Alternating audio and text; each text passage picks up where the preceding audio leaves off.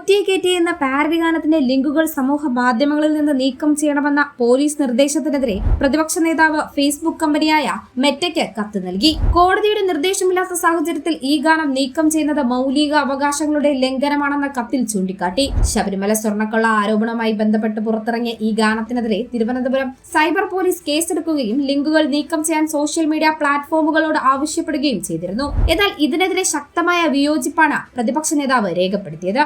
ഗാനം നീക്കം ചെയ്യാൻ നിലവിൽ ഒരു കോടതി വിധിയോ നിയമപരമായ ഉത്തരവോ ഇല്ലെന്ന് കത്തിൽ പറയുന്നു. പാരഡികളും ആക്ഷേപഹാസ്യങ്ങളും ആവിഷ്കാര സ്വാതന്ത്ര്യത്തിന്റെ ഭാഗമാണ്. വ്യക്തമായ നിയമലംഘനമില്ലാത്ത പക്ഷം ഇത്തരം കലാപരമായ സൃഷ്ടികളെ തടയാനാകില്ല.